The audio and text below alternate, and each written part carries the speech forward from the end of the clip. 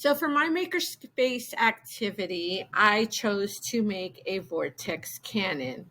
The title of the project is Can You Throw Air? And here is an example of my vortex cannon. The benefits. Students will design a simple experimental investigation. Students will test the effects of force on an object. And then in the end, they will see if they can build a better vortex cannon than the one that we made together. Connect libraries and STEM education. So the AASL standards that are connected to this project are that learners construct new knowledge by problem solving through cycles of design, implementation, and reflection.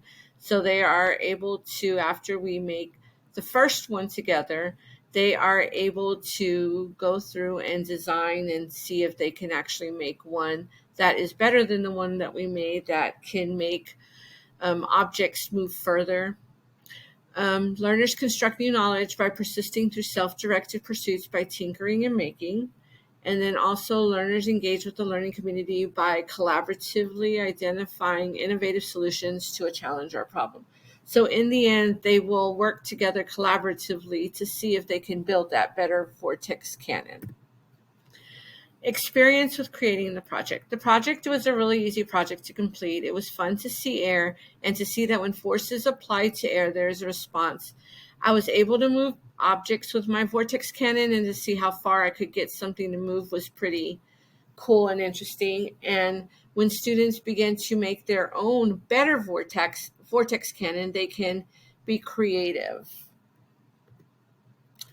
Some of the challenges, the balloon and the rubber band. Well, so you have to be very careful with the balloon because they're very easy to make holes in when trying to get it to cover the cup. And so if you don't blow it up first to make it expand before you cut the little neck part off, it is very difficult to try to get over the cup. The rubber band also, they kind of need to be new rubber bands because I had used an old rubber band at first and it just busted. I busted a couple of rubber bands. So you also have to make sure that the rubber band fits easily over the lip of the cup. And then the cup. So I used a plastic cup, and it was difficult to cut a hole in the bottom of the cup with my scissors into the plastic cup. And so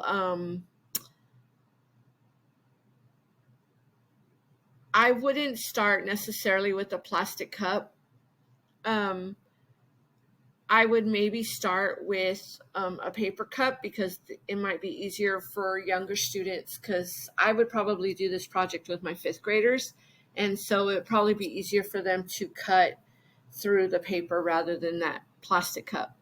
Also, constructing the vortex cannon alone was a little bit difficult. It was hard to not crush my cup when I was trying to get the balloon over the lip of the cup. So if I had someone helping me maybe to hold the cup while I was stretching out the balloon, it might have made doing it a little bit easier. So my advice. So to make sure that you have balloons that are large enough to go over the opening and cover the lip of the cup, and also have rubber bands that are not old and fragile. I would have students work in partners because it's just easier to put together when somebody is helping. And then also building a better vortex cannon.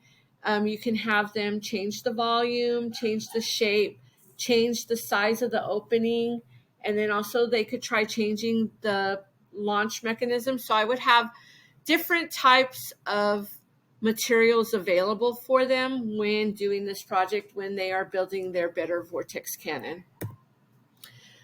Cost. There was little to no cost. Most of all of the materials I found in my classroom. I had balloons already.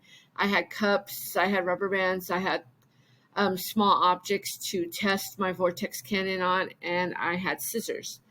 So this is a very low cost project to do, and it's very easy. And I think the kids would enjoy it.